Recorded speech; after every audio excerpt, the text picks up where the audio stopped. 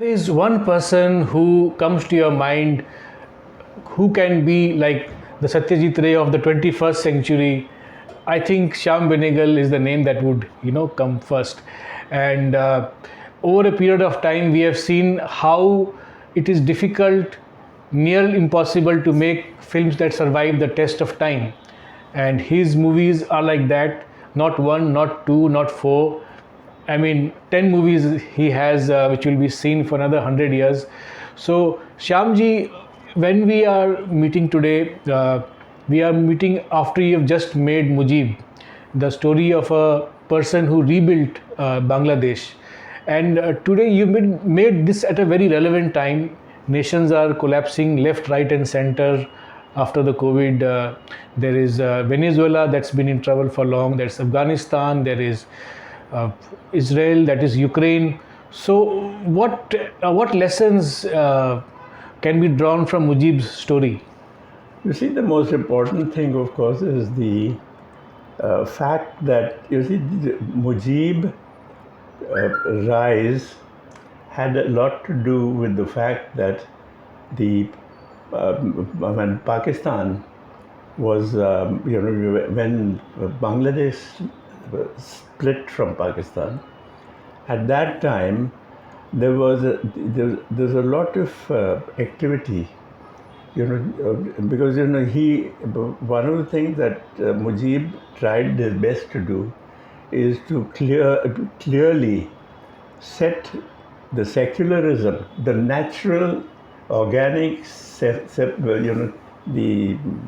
secularism. Yes, of secularism of Bengal, because after all, don't forget that Bengal always had a majority of Muslims, and and Bangladesh was majority of Muslims. That's how it became part of Pakistan. But once they split because it naturally was going to split. You see, because the Islamist thing was anathema to the majority of the people, although they themselves may have been Muslims. There's a certain secular character. Yeah, I mean, Bengal has been the epicenter of culture, of art. It's produced. And 19th century, in the late 19th century, you see the whole modernizing concept, the modernizing concept, which meant that you start to look at what is the actually organic character of the place, and you will find that people like Tagore, Sarat Chand Chatterjee, and these people who represent Bengal in many ways, there's a certain kind of natural secularism in there. Inclusiveness. And inclusiveness in terms of its character and so on. Now that was something that has always been the ideal there. But when Bangladesh became part of Pakistan, that is when it became East Pakistan, at that time, much of that secularism was being dying. Not dying, but being repressed. So the entire thing of creating Bangladesh may not have begun as a secular movement. It did become one, and then the leadership also. How did Mujib and Awami League, how did that take over? So it's a very interesting process. And so I wanted to look at that as well.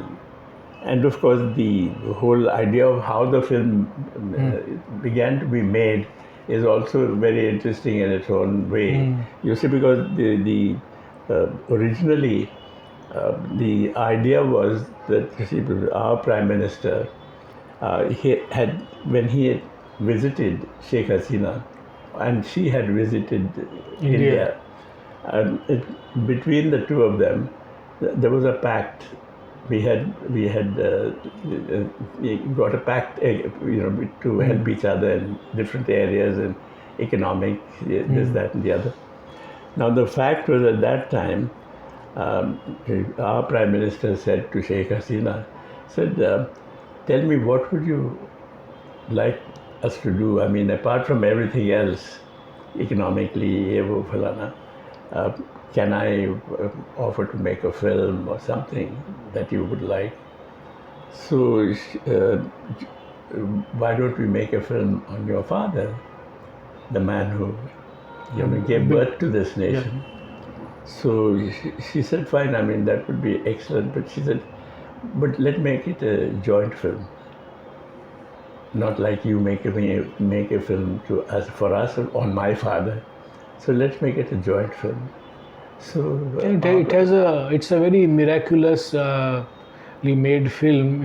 It has credits of both the governments. It has you from India, and the actors are so many of them from Bangladesh.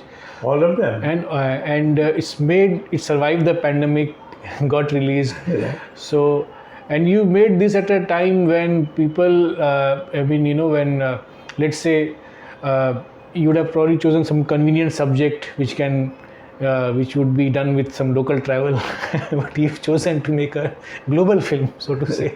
So that's very inspiring, for sure. Well, no, it was largely because I think when I started to read up about Bangladesh and about Sheikh Mujib and how he himself, evolved as a person and as a political figure and as a statesman eventually. That program, I got very interested in that and very excited by that. You see, and then of course what happened was that when between the films that we was so our side said, make a film on Bangladesh. I said, no, I'm not on Bangladesh. I'd like to make a film on the man who created Bangladesh. It, yeah. So because I think as you rightly said, the Bangladesh story is very interesting. It has a per capita income that's much above other third world nations. It has bigger than us. Yeah, and it's left behind its parent country Pakistan far behind. It has a distinct identity of its own. Its textiles is exported across the world. So definitely the Bangladesh story is very interesting. So how has been the reception of the film in Bangladesh? Any anecdote? You see, we made the film in a Hindi version and a Bengali version. That is, dialogues in Hindi and dialogues in Bengali. We made two versions of the film. But we also English subtitled both of them. But for release in Bangladesh, obviously we prefer to show the film that is in Bengali, because the actors were entirely from Bangladesh. All the actors of the film were from Bangladesh. All the technical crew was from India. Now it was a joint production. And since I had all the actors from Bangladesh, and they'd be very comfortable in Bengali. Because you see, the Prime Minister of Bangladesh, Sheikh Hasina, she said, choose to make the film in any language you want. She said, why don't you make it in English? I said, I can't make a film in English. It's set in Bangladesh with Bangladeshi people. It will not sound right. Nor would I like to do it in Hindi. I said, I would prefer to do it in Bengali and subtitle it in English. Because also this film is not just meant for people in Bangladesh. Bangladeshis are all over the world. You have a huge number of people, Bangladeshi people, in Western Europe. And the topic is very universal. I mean, there's a lot of good and bad nationalism across the world. Yeah. So the topic of nation building is very universal. It's not an audience that would just be about Bangladesh and Bangladesh origin folks. Anywhere around the world, I think people would want to see, how a nation was built. Yeah. No, but we were also very interested in getting Bangladeshis to have a sense of their own nation. Yeah. You know, so when we Appreciate made their the roots. film, and we made this film on Mujib, we were very conscious, and of course, Sheikh Hasina was very conscious that, you know, all the people, Bangladeshis who are there, now, you see, they must also have a sense of their own Identity. self-worth. Yeah, self-worth, self-respect. Yeah, it's very important because yeah. you see, when they are in Europe and so on and so forth, they haven't been treated too well. Yeah, so You know, they're in Central America. Central America is fine, you know, but Canada, for instance, there's a tendency to look down upon them. You know, so they must have their own sense of self-worth, you know. yeah. Now, the fact is, when we made this film, we were very conscious of this, that Sheikh Mujib is somebody that they can like Gandhi in India, you know. When you talk about Gandhi, we all have a sense of pride, but particularly when we are abroad. Yeah, that's our You know, there is a sense of half the world runs on his principle. Yeah. That kind of a pride. yeah. So but in terms of Sheikh Mujib, it's a representation of their country as distinct from Pakistan. Yeah. So there's a certain image difference and also you know, the ideological difference. Because Pakistan is an Islamic nation in that sense. But Bangladesh is not. It's much more secular bearings, you know. But there are Islamists there as well. It isn't as though there are Every third world country has. Yeah, it's like we have some people here.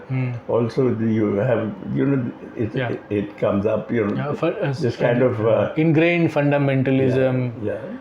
Born in British era, still So many, persist. I mean, fundamentalism is always there on the margins. So Shyamji, another question, you know, like last 4, 5 years, 7 years, Bollywood has been facing this question that we have been upstaged by South Indian films, and what is it that they are doing right and what is it that we are not doing right. And then of course even the fact that the last few films are from Bollywood, they have done very well financially, which only shows that they have the best resources. So, and you made so many timeless films. What is the recipe to make a film that survives the test of time? There is no recipe. You see, the most important thing for a film is that it must have somewhere where you can see yourself in that film, which means that you should be able to identify with the film, you know, and that is a very difficult thing for it to happen. Now, take for instance, to give the example of Satyajit Ray. Now, Satyajit Ray made a film called Pathar Panchali. It was his first film. Now, when that film was made, he had it, his first screening he had was in Cannes Film Festival. You know, and when it was there in Cannes Film Festival, it was like a revelation to the audiences in France. Because he said, how can, I mean, we always thought that India was a very poor country. But somebody from the press said, but this is from India, this is about poor people. I said, but we don't see poverty, we see richness in this film. You know, because it's about a very poor family. You know, the story of Pathar Panchali in a village, in a Bengal village, is poverty all around. You know, yet there's a sense of human, you know, spirit, and therefore of human pride, which comes through, you know, the resilience of human beings, you know, in the most adverse circumstances. Now, this was what appealed to everybody, you know, and it became such a big thing. It won the Cannes Film Festival Award and won, I don't know how many awards all over Like the so world. many of your films, it is won many awards, it's gone places. Shyamji, all of your films, they are like a master class in some of social taboo or social evil.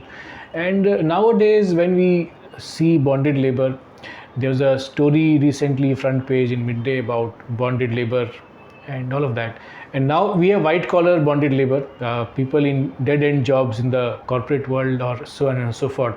So that brings us to your film Susman, which you made with Om Puri Shabana Azmi, and it was about the bonded labor, aspect of textile and woven. So, can a film create any kind of an impact or a change in the circumstances? What did Susman have any impact on society at that time? On society itself, because it didn't get as the kind of airing that was necessary on a large scale. That has nothing to do with the film, because the film, in fact, had a much larger audience outside of India than inside India, although we wanted the opposite, but it didn't happen like that. Sorry. So Susman did not release very widely to have. No, it didn't get widely be a screenings controversy. in India. But what it did do, which I was very pleased with, was that eventually the handloom associations in different states, particularly in, for instance, Andhra, Karnataka, and then in Madhya Pradesh, places like that, the state cooperative unions of handloom, they took over the film and they showed the film. So it got screenings on a way that normal films don't. And any incident of an industrialist feeling very upset about your film, about Susman? I mean, any such funny any incident that you recount, or not really? Well, I've forgotten about that really, because now it's so many years past.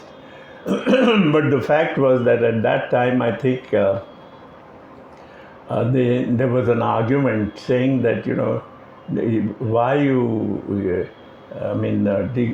putting down mills, mill cloth, because ultimately this is what led to us becoming part of the industrial age. Why are you starting to look at pre-industrial thing as though it's an important thing? So I said, but that's hardly the thing. The point is there are people who've been put out of work, and they're skilled people. They have these skills. Now it's all very well to say, yes, milk cloth, you can produce so much more and much better quality, etc., etc. But the fact is that handlooms, if they are done well, nothing can beat them. And Shyamji, to wrap up the conversation, one technical question. How do you prepare to make your last script draft when you go to shoot? How do you make sure that it's not 90% fine, 95% fine, but with every word in the right place? How do you make sure, what's your process to? No, the process is this. You see, you go with a structure, a developed structure. You work out the basis of what's the graph of your film. I keep that in mind, because you see, when you go on a location to make a film, there's so many things that will not match what you wrote. So you have to fit that into the environment that you have for shooting. I don't shoot in studios. I shoot in real locations. Now, when you shoot in a real location, you have to adapt to that real location. That's your environment. And this must find a place in that environment.